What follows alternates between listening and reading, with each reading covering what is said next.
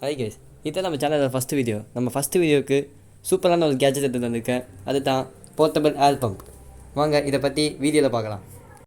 Okay, வாங்க குயிக்காக ஒரு அன்பாக்சிங் பார்த்துடலாம். இந்த ஏர் பம்பில் இதை வர மாட்டேங்குது. ஐயோ, வந்துடுச்சு. ஏர் பம்பில் ஃபஸ்ட்டு எடுத்தோடனே யூசர் மேனுவல் கொடுத்துருக்காங்க. இந்த யூசர் மேனுவலுக்கு அப்புறமா இதுக்கு இந்த ஏர் பம்புக்கு 2 வருஷம் வாரண்டி இருக்குங்க. சூப்பரு. அதுக்கப்புறம் நெக்ஸ்ட்டு நம்ம ஏர் பம்பு பார்த்தீங்கன்னா பர்பிள் கலரில் செம்ம குவாலிட்டியோடு இருக்குது. நெக்ஸ்ட் அது பக்கத்தில் ஒரு கம்பார்ட்மெண்ட் இருக்குது. இன்னது பார்த்தோம்னா நம்ம ஏர் பம்போட ஏர் பைப்பு சைடில் வச்சுக்கலாம். இப்போ இது கார் சார்ஜரு. இது பம்பை சார்ஜ் பண்ணிக்கலாம். அதுக்கப்புறம் டைப் சி கேபிள் இருக்குது. அதுக்கப்புறம் பேகும் இது ஃபிட்டிங்ஸும் கொடுத்துருக்காங்க. சரி வாங்க இந்த பம்பை பற்றி பார்க்கலாம். இந்த பம்போட பவர் பட்டனை லாங் ப்ரெஸ் பண்ணால் பம்ப் ஆன் ஆகுது. பார்த்தோன்னா ஆன் ஆயிடுச்சா? ஆன் பண்ணதுக்கப்புறமா இதில் 0.0ன்னு காட்டும். அதுக்கப்புறம் இதில் இருக்கக்கூடிய லெஃப்ட் பட்டன், அதாவது லெஃப்ட் பட்டனை கிளிக் பண்ணும்போது நம்ம மோட்ஸை மாற்றிக்கலாம். அதாவது toy mode, cycle mode, and bike mode, and next தான் கார் மோடு. ஓகே, அதே மாதிரி இந்த மோடை மாற்றும் போது அதுக்கேற்ற மாதிரி பிஎஸ்ஐ வேல்யூமே மாறும். இப்போ பாருங்களேன், இப்போ நான் மோடை மாற்றுறேன். கிளிக் பண்ணேன்னா 9 இருக்கும். Next 30, 32 and 36. அதே மாதிரி மோடு மாற்றும் போது வேல்யூ மாறினே இருக்கும். நீங்கள் இதை இன்க்ரீஸும் பண்ணிங்கன்னா டிக்ரீஸும் பண்ணிக்கலாம். இப்போ நீங்கள் இந்த வேல்யூவை ஃபிக்ஸ் பண்ணிவிட்டு நம்ம இந்த பவர் பட்டனை கிளிக் பண்ணோம்னா பம்ப் ஆன் ஆகிது, காற்றடிக்க ஆரம்பிச்சிடும். உடனே பம்ப் ஆன் பண்ணலாம் நீங்கள். ஏன்னா இன்னும் 2 ஸ்டெப் இருக்குது. ஃபஸ்ட்டு நம்ம இந்த ஏர் பைப்போட இந்த எந்த எடுத்துன்னு ஏர் பம்போட ஸ்க்ரூ பண்ணி வச்சுக்கணும். இது ஸ்க்ரூ பண்ணதுக்கப்புறமா இன்னொரு எந்த நம்ம காற்றடிக்க டயரில் ஃபிக்ஸ் பண்ணிட்டு நம்ம ஆன் பண்ணிங்கன்னா இது பம்ப் பண்ண ஆரம்பிச்சிடும். அதுக்கான சாம்பிள் நான் வீடியோவில் கொடுக்குறேன். இது குயிக்காக பம்ப் பண்ணுது. அது மட்டுமே இல்லாமல் இது பயங்கரமாக ஹீட் ஆகுது. ஹீட் ஆகுறது பிரச்சனையாக கேட்டிங்கன்னா, இது நான் மேனுவலில் படித்தபடி இது பிரச்சனை இல்லை தான் மேனுவலில் போட்டுருக்கு. அது மட்டுமே இல்லாமல் இது பயங்கரமாக சவுண்டு வருது. மோட்டர் இப்போ நீங்கள் பம்ப் பண்ண ஆரம்பித்ததுக்கப்புறம் நம்ம வீட்டில் இருக்கக்கூடிய மோட்டரில் போட்ட மாதிரி பயங்கரமாக சவுண்டு வருது. அது ஒன்று மட்டும் தான் இதோட டிஸ்அட்வான்டேஜாக இருக்குது. நெக்ஸ்ட்டு என்னென்னா, இதோட பேட்டரியோட கெப்பாசிட்டி 6000 mAh. இந்த 6000 mAhக்கு பவர்ஃபுல்லான மோட்டரை யூஸ் பண்ணும்போது பேட்டரி பயங்கரமாக ட்ரைன் ஆகுது.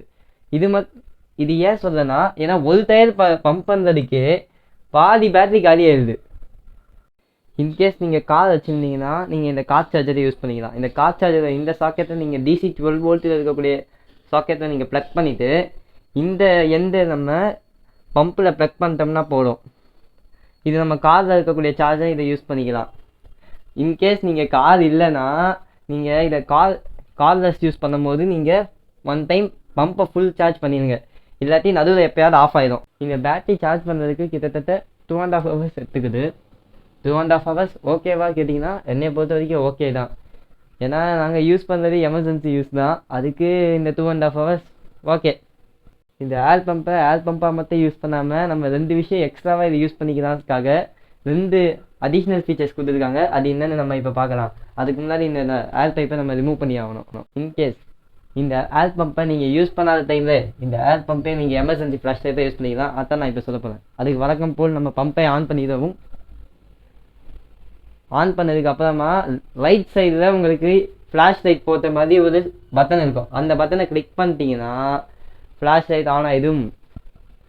அதே பட்டன் இன்னொரு வாட்டி கிளிக் பண்ணிங்கன்னா பிளிங்க் ஆகிலையும் இன்னொரு வாட்டி அமுக்குனீங்கன்னா ஆஃப் ஆகிடும். இப்போது இந்த மேலே இருக்கக்கூடிய USB போர்ட்டை பற்றி பார்க்கலாம். அதுக்கு நம்மக்கிட்ட ஒரு சார்ஜர் தேவை.